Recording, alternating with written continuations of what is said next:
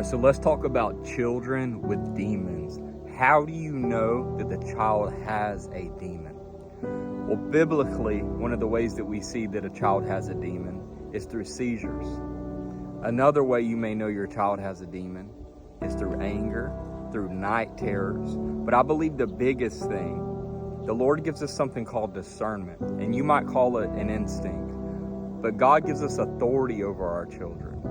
And the number one way to know that a child has a demon is you as the parent can discern it. If you have instincts or discernment that your child does. You know, at first when we think about this, our flesh and our mind wants to say, no, that's not possible, or how could a child have a demon? But it's biblical and it's true.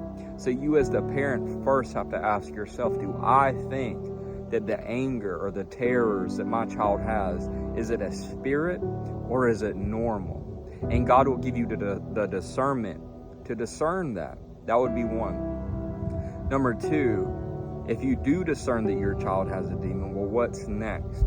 And this is the part I get a lot of questions about. The first thing I would say is this: make sure your home is clean, that the child has no access to something that would open a door to them having a demon. So video games that have killing, movies that have killing, movies that have spells and witchcraft. These are very important things that need to get out of your home. They can open a door to a demon to your child. So I would remove everything on YouTube, everything on Disney that has any form of evil. You know, you look at something like Fortnite that has killing, it has murder in it. Call of Duty, where your child is seeing people being killed. These are access that spirits can have in your. People wonder, why does my child have terrible nightmares and horrible nightmares? But they're playing games where people are being killed, where life is being taken. The Bible says that we should not at all have anything to do with anything with any form of evil. Murder is evil. Magic is evil. Harry Potter, Fortnite, the wicked, just so many things in our culture that we just allow because our culture says it's okay. But us as Christians, we should not have to do with anything of it, right?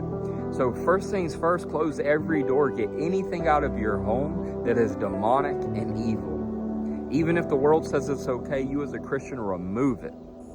This is part one of a 2-part video. On the next video, I'm going to tell you how to cast the demons out of your child. So go ahead and follow my account. And if you can, comment below if you've ever experienced this or if you have any testimonies of setting your child free.